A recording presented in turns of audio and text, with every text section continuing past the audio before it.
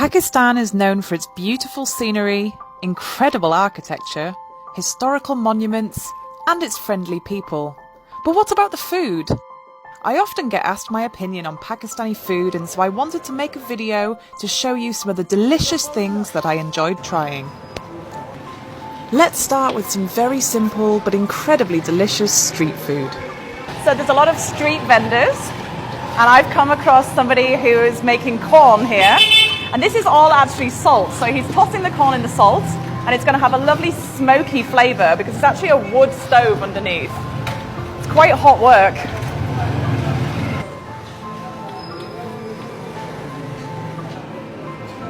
Wow.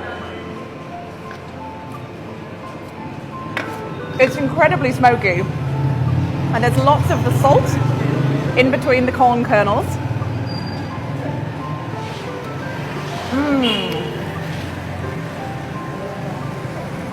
You don't get corn like this back home.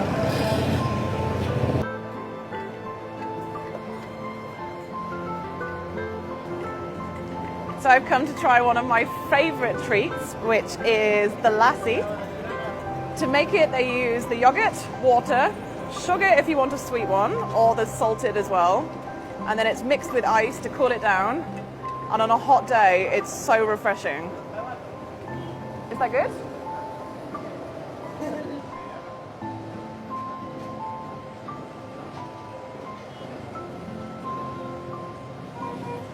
So I've got my sweet lassi now, nice and cold from the ice, and then on the top he's actually added the cream from the top of the yogurt, so it's even richer.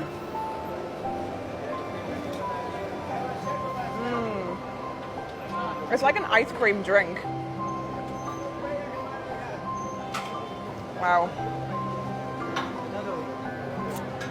So you might be mistaken for thinking this isn't actually a food product at all, but this is in fact condensed sugarcane juice. So if you boil down the juice, eventually you'll be able to form one of these rocks, which they call jaggery. Now I'm regularly asked what they call these in England, but we don't actually have a name for it because it's just something that we're not able to get back in the UK. And this is commonly used in drinks, desserts, and it tastes so good.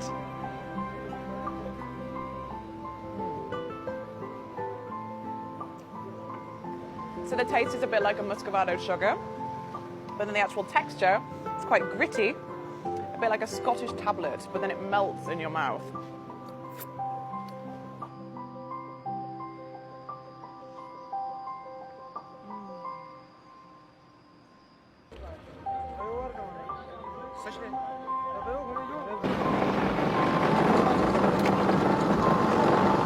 Where do we put it? In the middle? Where does it go? Here? Ah! Nice.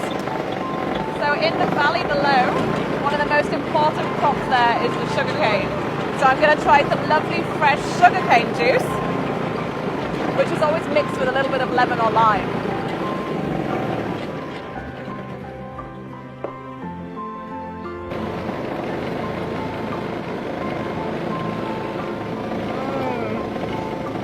That's so delicious. I could have done with this much lower in the valley when it was super hot. This is ice cold and super refreshing. Bread is served with almost every meal in Pakistan, and I even tried my hand at making it myself. And now?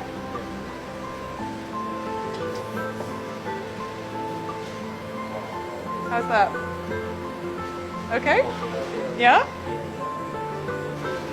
Flatten it down with your hands first, so it doesn't stick. Lots of flour. And then roll, turn, roll.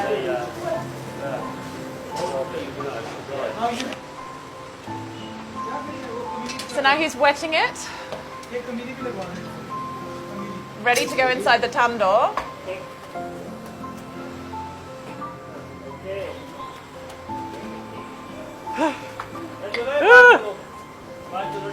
Oh, I can't go fast enough. Oops. Oh, that one went wrong. Last one.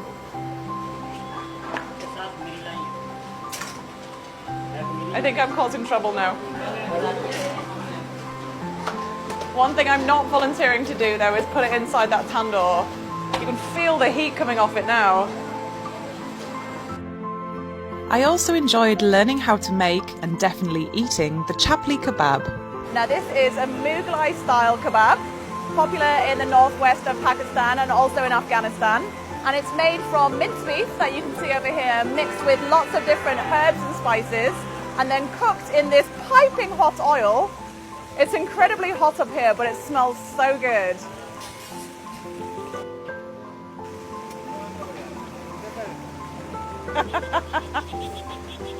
I don't know if I want to push it in. No.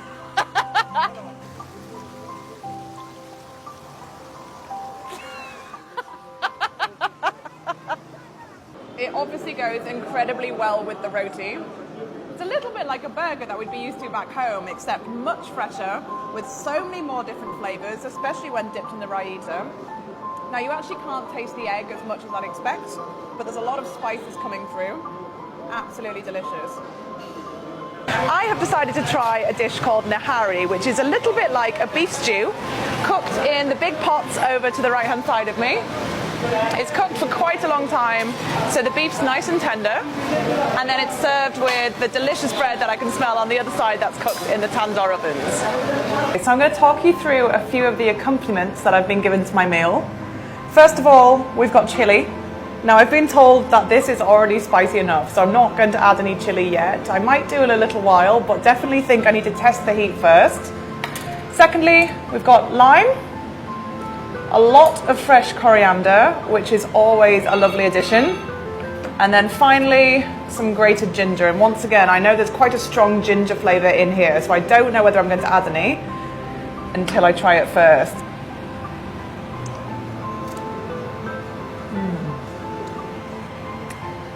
That is so good. So this is the main wholesale market in Swat, and it's where all the restaurant owners and shopkeepers will come and buy their wares. I'm always fascinated particularly by the spices at the market. I really think it actually makes you more in touch with your food if you can come and see it in this form, recognise what you're putting in your food. So for example, this one here, this is turmeric.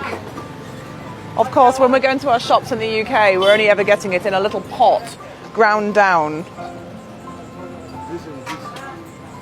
Thank you. Yeah, there you go. So there's the turmeric. That's what we see it in. In England, we have it like this. I'd love to know what you guys think I should try, so make sure you comment below and don't forget to subscribe.